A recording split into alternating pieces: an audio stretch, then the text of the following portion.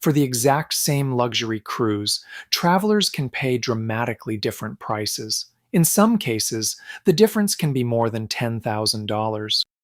Today, I'm going to walk you through three real examples, reveal the single most important strategy for saving thousands, and share practical tips to help you apply that strategy and maximize your savings. Quick note before we start. All prices are in US dollars, and in each example, we're comparing the same sailing and the same cabin category. Now let's start with the first example. This is Viking's 15-day Australia and New Zealand itinerary. When this cruise was booked in December 2024, the price was about $12,000 per cabin. 1 year later, in December 2025, the price had increased to approximately $25,000 per cabin. That's a difference of about $13,000, more than double the original price. The second example is Viking's 15-day British Isles Explorer itinerary. When this cruise was booked in July 2024, the price was about $13,000 per cabin. By September 2025, the price had increased to approximately $24,000 per cabin. That's a difference of about $11,000. The third example is AmaWaterways' 19-day Mekong River cruise with land packages and Bangkok extension. When this cruise was booked in February 2025, the price was about $14,200 per cabin. By February 2026, the price had increased to approximately $21,600 per cabin. That's a difference of about $7,400. These examples share some important characteristics. First, they sail to high-demand destinations. Second, they are operated by upper premium and luxury cruise lines. And third, the early booking price is significantly lower than the later booking price. So, the single most important strategy for saving money on these cruises is simple: book early, typically 18 to 24 months before departure. Now, booking early is one thing, but doing it properly is what really makes the difference. I know many travelers hesitate to book that far in advance. You might be thinking, I can't plan 2 years ahead. I don't want to pay that early. What if the price drops later?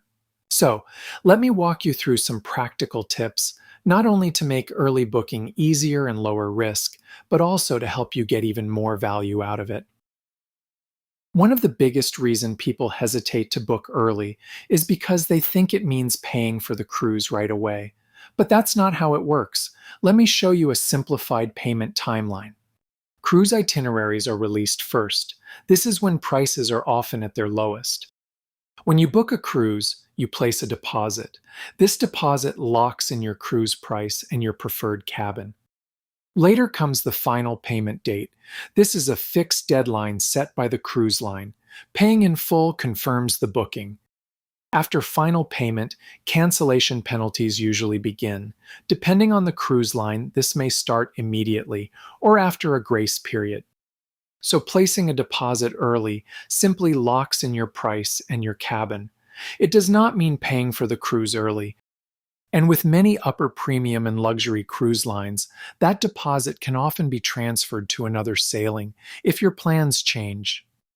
Another reason people hesitate to book early is because they expect the price might drop later. But with most upper premium and luxury cruise lines, the opposite usually happens. When a sailing is first released, the lowest prices are typically available. Early bookings may also come with more incentives and the widest selection of cabins. As cabins begin to sell and availability decreases, prices move up. At the same time, some of the early booking incentives start to disappear.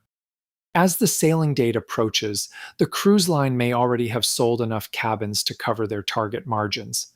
At that point, prices are often at their highest, incentives are minimal, and cabin choice becomes very limited. So, waiting rarely gets you a better deal. Another way to make early booking easier is travel insurance. There are several options available, and many travelers overlook one or more of them. First, many cruise lines offer their own travel insurance. These policies are simple and convenient, but they usually need to be purchased when you place your booking deposit. Second, if you travel several times a year, an annual travel insurance plan can cover multiple trips. The trade off is that these plans often have coverage limits that may not fully cover an expensive cruise. Third, you can purchase a dedicated policy for the specific trip. Many insurers allow you to insure the deposit first and increase the coverage later when final payment is due. One important caution: many travelers assume their credit card travel insurance provides full coverage. In reality, these policies often have limitations and should be reviewed carefully. It can still be a useful supplement, but it's important to understand the coverage details. Whatever option you choose, travel insurance can provide peace of mind when planning a trip well in advance.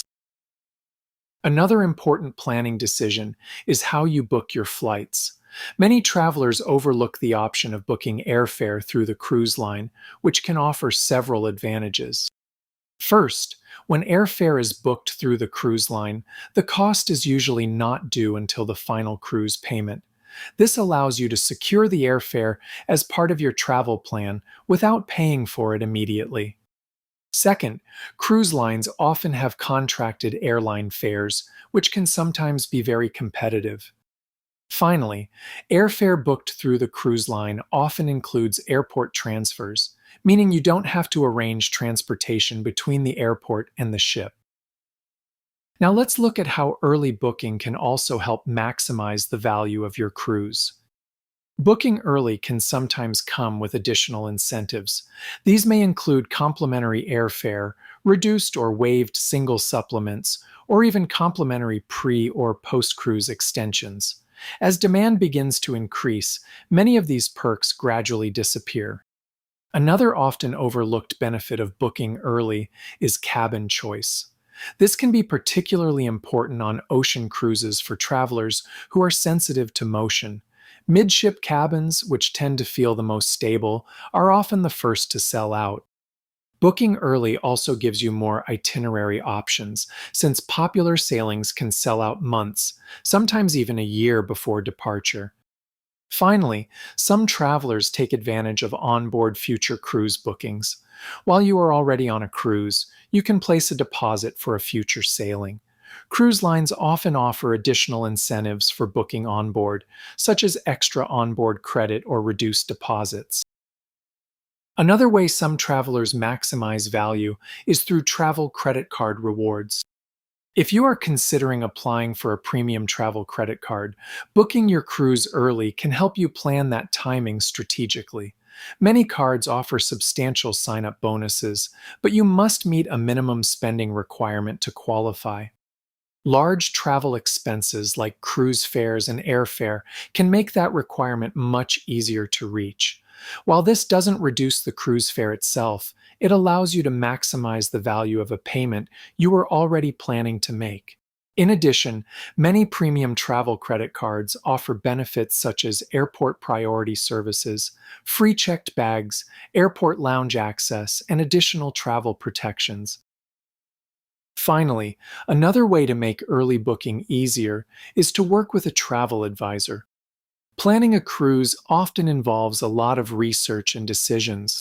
A travel advisor can help simplify the process by helping you understand pricing patterns, validating your travel plans, answering questions along the way, and making sure you receive any available perks or promotions.